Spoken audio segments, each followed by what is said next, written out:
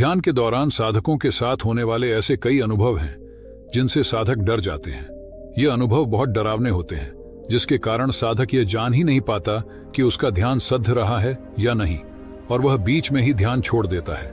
दोस्तों, यही स्थिति प्रत्येक साधक के लिए बड़ी दुखदाई है। हर साधक ध्यान में अनुभव चाहता है, ध्यान की कठिन साधना करता है, परंतु जब उसे वास्तविक अनुभव होते हैं तब वह डर कर ध्यान छोड़ देता है, जिससे उसकी उठी हुई चेतना वापस नीचे गिर जाती है। दोस्तों, यदि आप ध्यान दें तो आप पाएंगे कि जितनी जल्दी आपके स्थूल शरीर में चेतना ऊर्ध्वाधर गमन करती है, उतनी ही जल्दी यह चेतना नीचे की ओर गिरने भी लगती है। यह समस्त ब्रह्मांड और इस ब्रह्मांड में उपस्थित समस्त चीज हमें प्रभावित करती है। हम जब ध्यान की अवस्थाओं में विचरण करते हैं तब हमें कई सूक्ष्म अनुभव होते हैं। यह अनुभव डरावने भी हो सकते हैं, और यदि आप इन अनुभवों से डर गए तो यह आपके लिए बहुत घातक हो सकते हैं। तो आज की वीडियो में हम ऐसे ही 5 अनुभवों के बारे में बात करेंगे जो साधकों के साथ ध्यान के दौरान होते हैं। यदि आपके साथ भी यह अनुभव हुए हैं तो आप बड़े ही किस्मत वाले हैं। ऐसे अनुभवों का अर्थ होता है कि आप ध्यान मार्ग में प्रगति कर रहे हैं और ध्यान आपको फलित हो रहा है।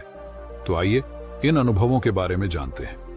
ध्यान के दौरान होने वाला पहला अनुभव, ये आपके मस्तिष्क यानी थर्ड आई, तीसरी आंख पर वाइब्रेशन होती है, कुछ हलचल होती है।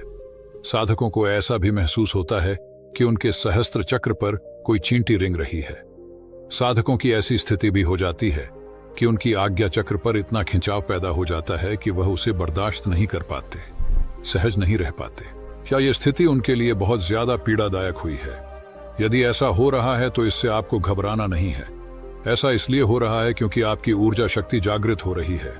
इसे ऐसे समझ सकते हैं कि हमारे इस स्थूल शरीर में बहुत सारी ऊर्जाएं विद्यमान है। जिस प्रकार इस ब्रह्मांड में सब कुछ मौजूद है, ऐसे ही हमारा यह स्थूल शरीर ब्रह्मांड का प्रतीक है।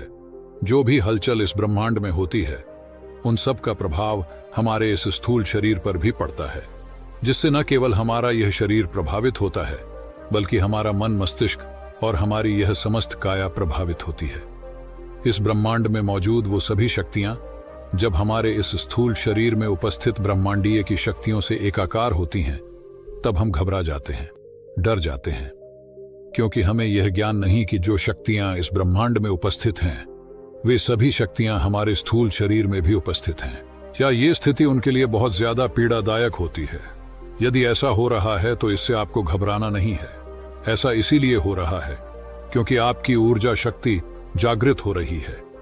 इसे ऐसे समझ सकते हैं कि हमारे इस स्थूल शरीर में बहुत सारी ऊर्जाएं विद्यमान है। जिस प्रकार इस ब्रह्मांड में सब कुछ मौजूद है, ऐसे ही हमारा यह स्थूल शरीर ब्रह्मांड का प्रतीक है। जो भी हलचल इस ब्रह्मांड में होती है, उन सब का प्रभाव हमारे इस स्थूल शरीर पर भी पड़ता है, जिससे न केवल हमारा यह शरीर प्रभावित होता है, बल्कि हमारा मन, मस्तिष्क और हमारी यह समस्त काया प्रभावित होती है। इस ब्रह्मांड में मौजूद वो सभी शक्तियां जब हमारे इस स्थूल शरीर में उपस्थित ब्रह्मांड की शक्तियों से एकाकार होती हैं, तब हम घबरा जाते हैं, डर जाते हैं, क्योंकि हमें यह ज्ञान नहीं कि जो शक्तियां इस ब्रह्मांड में उपस्थित हैं, वे सभी शक्तियां हमारे स्थूल शरीर में भी उपस्थित हैं। और जब यह ब्रह्मांडीय शक्ति हमारे इस स्थूल शरीर में उपस्थित ब्रह्मांडीय की शक्ति से एकाकार होती है, तब हमारे शरीर की ये 92,000 नाड़ियां एक्टिव हो जाती हैं। इन 92,000 नाड़ियों में वाइब्रेशन, स्पंदन होने लगता है, जिसके कारण इस स्थूल शरीर में उपस्थित 3 मुख्य नाड़ियां इडा, पिंगला और सुषुम्ना सक्रिय हो जाती हैं। जब इन ऊर्जाओं का प्रवाह हमारे इस स्थूल शरीर में बढ़ने लगता है, तब सुषुम्ना, जो कि आध्यात्मिक नाड़ी है, जिससे हमारी आध्यात्मिक जर्नी आगे बढ़ती है, वह सक्रिय हो जाती है, और उसके कारण ही हमारे इस मस्तिष्क यानी आज्ञा चक्र पर खिंचाव पैदा हो जाता है। तो यदि आपके थर्ड आई या मस्तिष्क पर खिंचाव पैदा होता है तो आपको डरने की आवश्यकता नहीं है। बहुत ज्यादा खिंचाव हो रहा है तो आप प्रातः उठकर थोड़ा प्राणायाम कर लें और थोड़ा भ्रमण कर लें, जिससे आपकी मानसिक स्थिति सामान्य हो जाएगी। लेकिन डर कर आपको ध्यान बीच में नहीं छोड़ना है। साधकों को होने वाला दूसरा अनुभव कि उन्हें ध्यान की अवस्था में बैठकर नाद सुनाई देता है। यह ध्वनि घंटे की ध्वनि भी हो सकती है, शंख की ध्वनि भी हो सकती है, और कुछ लोगों को बांसुरी की ध्वनि भी सुनाई देती है, कुछ को डमरू की ध्वनि सुनाई देती है। यह डिपेंड करता है कि आपका आराध्य क्या है। यदि आप भगवान शिव को आराध्य मानते हैं तब आपको डमरू की ध्वनि सुनाई देती है। कुछ लोग श्री कृष्ण को आराध्य मानते हैं, इसीलिए उनके मन में यह स्थिति पैदा होती है कि उनको बांसुरी की आवाज सुनाई देती है। अब ऐसा क्यों होता है? ऐसा होने का कारण है कि जब व्यक्ति साधना की उच्च अवस्था में पहुंचने लगता है, यानी ध्यान की गहराइयों में गोते लगाने लगता है, तब उसके कान की सुनने की क्षमता विस्तृत हो जाती है, बढ़ जाती है। उसके कान में खिंचाव पैदा हो जाता है, जिससे वह अदृश्य ध्वनियों को भी बड़ी आसानी से सुन सकता है। यदि आप ध्यान से सुनेंगे तो आपके इस स्थूल शरीर में अनगिनत ध्वनियां विद्वान हैं। जिस प्रकार ब्रह्मांड में नाद की ध्वनि विचरण करती है, ऐसा साइंटिफिकली प्रूफ भी हो चुका है। नासा ने भी इस बात को प्रूफ किया है कि ब्रह्मांड की ध्वनि कुछ ओम की ध्वनि जैसी है। ऐसी ही दुनिया हमारी स्थूल शरीर में भी विचरण करती है और यह दुनिया अदृश्य होती है। हम लोग मोह माया के कारण इन ध्वनियों को नहीं सुन पाते, क्योंकि हम खाली बैठते ही नहीं। हम माया कमाने में व्यस्त हो जाते हैं, जिसके कारण हम अपने शरीर की ध्वनि को नहीं सुन पाते। और जब हम ध्यान की अवस्थाओं में बैठते हैं, ध्यान सद्धता है, तब इस प्रकार की ध्वनियां हमें सुनाई देने लगती है। तो यदि आपको ऐसी ध्वनि सुनाई दे रही है तो आप ईश्वर की कृपा पात्र हैं। तीसरा अनुभव यह होता है कि जब साधक रात्रि में सोता है तो उसको अजीब अजीब से डरावने सपने आते हैं। कभी कभी उसे ऐसा महसूस होता है जैसे उसके सामने कोई खड़ा है, उसके पीठ पीछे कोई खड़ा है। ऐसी अवस्था में आपको डरने की आवश्यकता नहीं, क्योंकि जो कुछ हो रहा है वह सही हो रहा है। ध्यान साधनाओं को करने के बाद आपने अपने आप को इतना शुद्ध कर लिया है कि इस ब्रह्मांड में उपस्थित तमाम सूक्ष्म शरीर आपसे संबंध स्थापित करना चाहते हैं। संबंध स्थापित करने का अर्थ है कि वह भी मोक्ष को प्राप्त करना चाहते हैं। और उन सूक्ष्म शरीर में उपस्थित आत्माओं को ऐसा लगता है जैसे कि यह शरीर है जो उन्हें मुक्ति दिला सकता है, भवसागर से पर ले जा सकता है।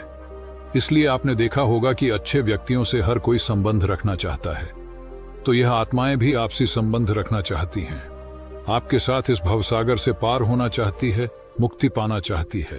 तो आपको डरने की आवश्यकता नहीं है। अब बहुत से ऐसे लोग कहेंगे कि जो लोग ध्यान साधना नहीं करते उनको ऐसे अनुभव क्यों नहीं होते।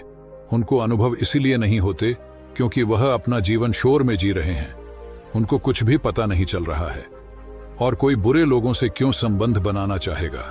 इसलिए यदि आपके साथ ऐसा कोई डरावना अनुभव हो रहा है तो आपको डरने की आवश्यकता नहीं है, बल्कि यह ध्यान की ओर गहराइयों में आपको ले जाएगा। चौथा अनुभव है अपने ईष्ट के दर्शन। बहुत से ऐसे साधक हैं जिनको ध्यान के दौरान उनके ईष्ट भगवान के दर्शन होते हैं। अब यदि आपके साथ ऐसा हो रहा है कि आप सोते हुए अपने ईष्ट भगवान के दर्शन कर रहे हैं या ध्यान की अवस्था में दर्शन कर रहे हैं, तो यह आपके लिए बहुत अच्छा संकेत है। यहां आपको डरने की आवश्यकता नहीं है। अब आपकी ध्यान साधना उच्च कोटि की हो गई है, इसलिए आपको भगवान के दर्शन हो रहे हैं। अब यदि ऐसा अनुभव आपको हो रहा है तो आप डरिए मत, बल्कि अपनी साधना को कंटिन्यू करिए, आगे बढ़िए। अब भगवान भी आपको आगे का रास्ता दिखाने की कोशिश कर रहे हैं, मोटिवेट कर रहे हैं। साक्षात रूप में आप भगवान के दर्शन कर पा रहे हैं, तो आपको डरने की आवश्यकता नहीं है, बल्कि अपनी साधना को और गहरा करने की आवश्यकता है। पांचवा अनुभव, कुछ साधकों को ऐसा अनुभव होता है उनका अपना कोई मृत प्रियजन दर्शन देता है, दिखाई पड़ने लगता है, उनसे बात करने की कोशिश करता है। तो ऐसी अवस्था में आपको डरने की आवश्यकता नहीं है।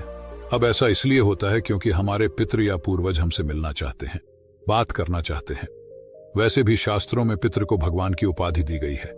ये पितृ भगवान के समान है, जो हमारा समय समय पर मार्गदर्शन करते हैं। यदि कोई व्यक्ति भगवान का भक्त हो जाता है, गहरी ध्यान साधना करता है, तब वह अपने पुराने 7 पीढ़ियों के दुखों को तार देता है, उनको आगे ले जाता है। ध्यान साधना के साथ वह न केवल अपना मोक्ष प्राप्त करता है, बल्कि अपनी प्रियजनों और पितरों को भी मोक्ष के द्वारा तक ले जाता है। इसीलिए ध्यान की इस अवस्था में आपको आपके प्रियजन और पितृ भी दिखाई दे सकते हैं। तो आपको डरने की आवश्यकता नहीं है। ये सभी अनुभव अच्छे अनुभव है और आपको आगे ध्यान की गहराइयों में ले जाने का कार्य कर रहे हैं। यदि आपको ये अनुभव हो रहे हैं तो यकीन मानिए आप ध्यान की गहराइयों में उतर रहे हैं, आपका ध्यान फलित हो रहा है। इसलिए अगर ये 5 अनुभव आपको हो रहे हैं तो आप बहुत ही किस्मत वाले हैं। अगर आपको और भी कुछ अनुभव होता है तो नीचे कमेंट लिखना मत भूलिएगा। मिलते हैं अगले वीडियो में, तब तक के लिए नमस्कार।